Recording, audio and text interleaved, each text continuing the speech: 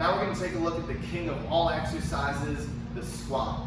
Now when performing the squat, especially when learning how to get full depth in your squat, I like to add something to prop your heels up, whether it's a wedge like I'm going to use here, you can use dumbbells, you can use books, but it's going to allow us to achieve more depth without sacrificing some of our movement options.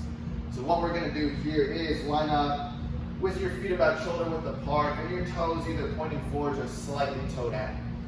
What you're going to do is, rather than starting off by hinging at the hips, we're going to try and keep our pelvis stacked under us somewhat. If we're not using weight, I want you to reach forward with your hands. You're going to inhale as you drop straight down.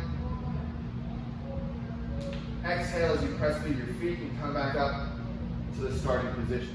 When adding load or weight to this exercise, one of my favorite ways to add the load is having it out in front of us. So when using kettlebells, for example, you can use dumbbells or even a barbell. What I want you to think of is, once you're in this rack position, I want you to think of reaching forward with your elbows. You'll see here as I reach forward with my elbows, the shoulder blades are going to wrap around your back. From here, you're going to be in a good position to engage your core and keep your back from overextending. Now we'll assume that same position and drop down into our squat nice and slowly as we inhale on the way down.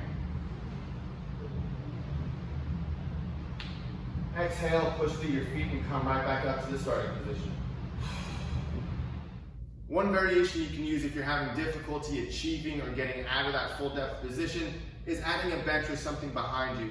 So everything will stay the exact same. I still want you to prop your heels up.